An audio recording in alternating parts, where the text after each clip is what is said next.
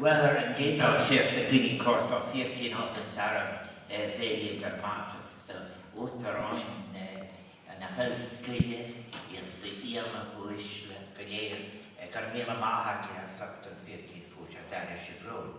I'm going to continue in English, but it is such a wonderful opportunity to be here.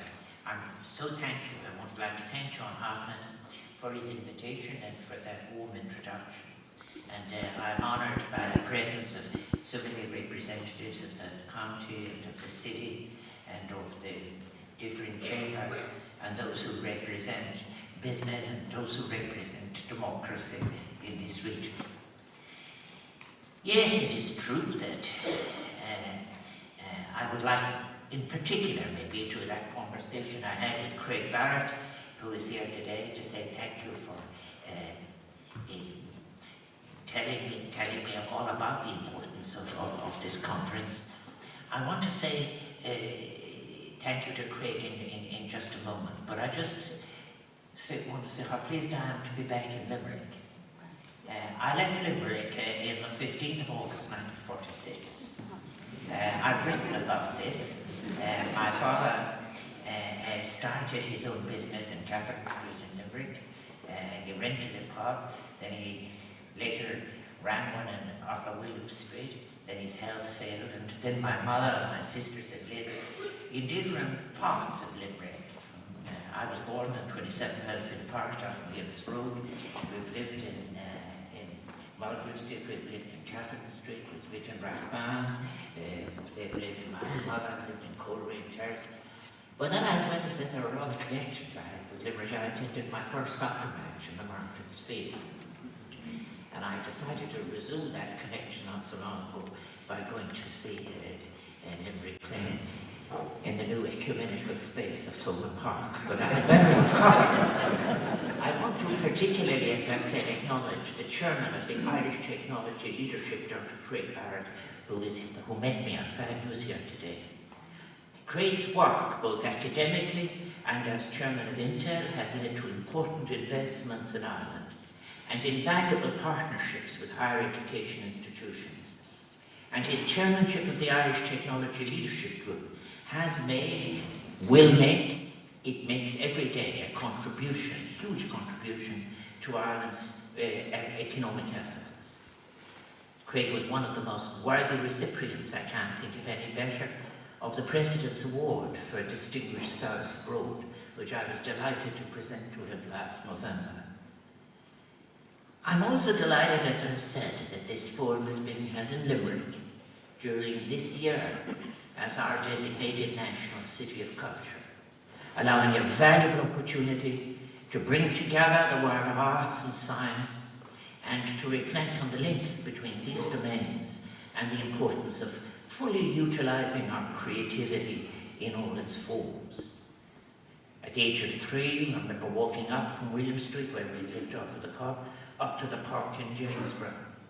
But I think, and I must allow myself to say, what a rich tradition Limerick has.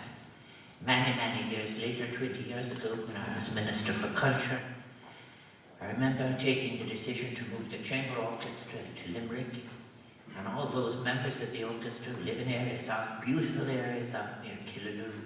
It was because of, it was like a level in the communities, made a huge difference.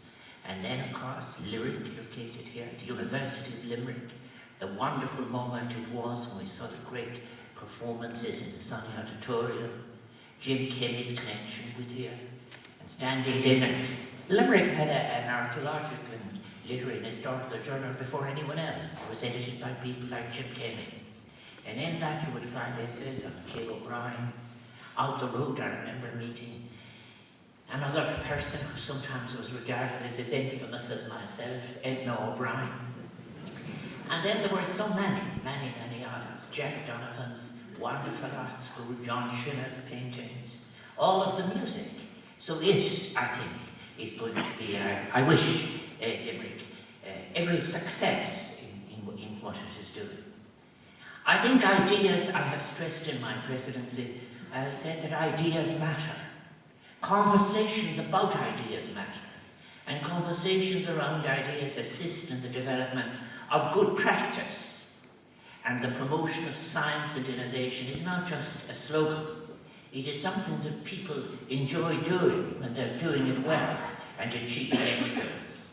And the turning of discovery and the turning of curiosity, the outworking of good ideas and their application, has an impact that isn't just spoken about afterwards as something as an effect on the economy, but it affects the quality of the society, what it makes possible, as we would say in Irish, na féidir the hagan ever seal, those possibilities that come into being. In Ireland, we enjoy a reputation for that kind of creativity, what we call in the Irish language, craíocht. That creative talent is acknowledged readily in some areas, but maybe not sufficiently in others. There is, for example, the Globing's recent CD rising to #1 in the world's music charts, which is a significant achievement. So there is an illustrious heritage that's there, recognised behind Ireland's creativity. A vital part of the Globing's creativity, for example, is that it represents a collaboration of gifted musicians from Ireland and the United States who are interpreting Irish traditional music in new and exciting ways. Now, I see Sean Gallagher there in the front row, and I should say as well, we listened to a lot of music over 18 months. And some of it, as well as that, it was out of note. But anyway, the Globing's creativity, when I listened to them the other evening, it is an extraordinary collaboration between Ireland and the United States. And it is remind us, I think, as a recent philosopher, Professor Philosophy Leuven said, we are kind of an in-between people.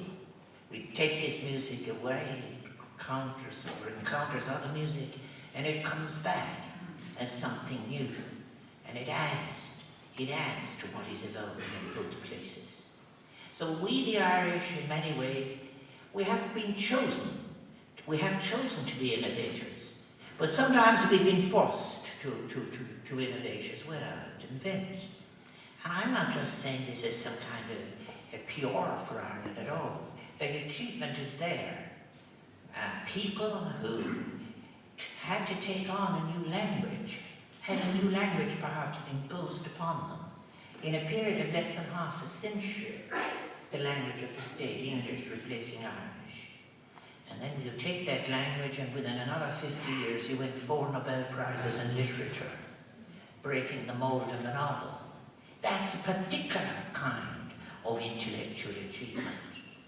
Irish creativity then as well is one thing, but I think what's very important, and one of the reasons I was anxious to come and address this forum, is that the creative space that Ireland constitutes matters. It isn't only something that is there as an inherited legacy or instinct. It is the character of where you are is important. The Irish creative space that stresses innovation and doing something new rather than mere imitation. And I believe that all of this, the best prospects for us in the future, and I spoke about it at the Young Scientist exhibition, about a future of a creative republic. Creative in everything we do. The way we deal with each other, the way we talk to each other, the way we work with each other, the way we deal with the outer world, the way we stand back and laugh, the way we in fact write, all of this, the way we go into science and with confidence, the way we get rid of barriers between notions of, for example, one form of culture or another. We are the people who are in between, who see no difference between the application of arts and science and technology. Old Irish people summed it all up well when they were using the English. They would say, looking at something complicated, what sort of a contraption is that? And that in itself indicated not only a curiosity, but actually an admiration for the way that different things, seemingly different, are put together. Irish creativity, I think, hasn't enough recognized, that part of it that has not been recognized is the world of science, the significant impact that has been made on the world of science itself and discovery, and on the shaping of the technological age that we live in today. As a nation, we can take pride in many scientific advancements that have been sourced on this island. Boyle's law, Bell's theorem, Rowan Hamilton, seismology, the splitting of the atom, the development of fibre optics for communication. So the record of original thinking and creative achievement is a wonderful intellectual resource in a space of ideas which we must continue to build.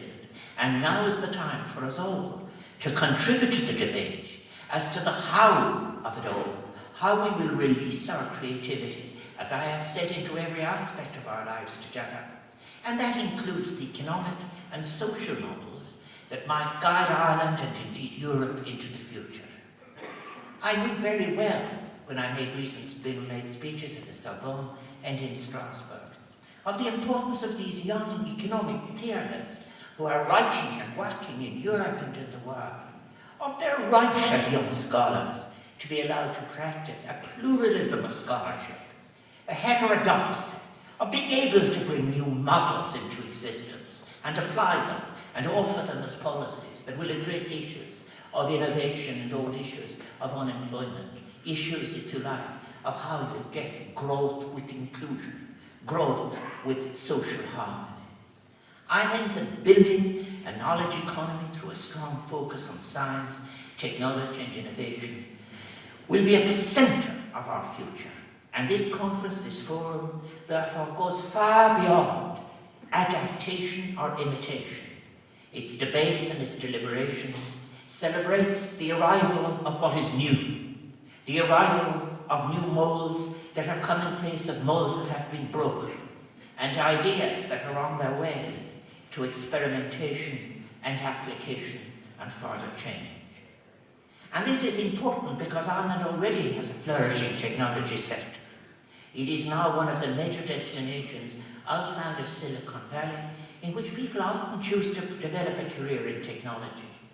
More than 100,000 people employed in the sector, in excess of 18,000 jobs created in the last 5 years alone, responsible for 72 billion euro of our exports, which is 40% of total exports. But one of our greatest strengths and how this has come about and where we are now as we go forward is depending on the gratitude we owe to the people we call our diaspora. Those people who continually champion Ireland, its strengths, its values, and the aspirations of the Irish people that they engage with. Some of you are here today, I know, and I want to thank you for the warm welcome you gave Sabina and I. But you and your antecedents are people who, through hard work and often great struggle, great risks that you took that I admire, have created new lives for yourselves in foreign lands, making valuable contributions not just in your adoptive countries, but to us as well, while maintaining a pride in your homeland of origin, remaining active participatory members of our wider Irish family. You have also brought to us your friends in science, technology and business life, such as we have come to know and like, and to whom we are indebted. They have become imaginative, serious, practical and committed friends of Ireland, and friends above all of its young, talented people. Historically here in Ireland we have had circular migration. In one of my other lives I wrote about those Irish who went to do the harvest from Donegal over to Scotland or further down in the south and came back and their rents were raised, this circular migration. But circular migration means something quite different today. One of the great benefits of modern transport, communications and technology is that our society need no longer be divided into those who stay behind and those who left forever. These distinctions are now increasingly becoming marginal. The leaf takings from our shores may not be marginal. Too many have to leave, but they need not be terminal. The communication with the loved one who has departed is no longer totally infrequent, thankfully, due to the developments of technology. The contemporary diasporic experience involves for many a circular migration, a constant pattern of leaving and returning, but always staying connected to home. As president, I watched that very carefully.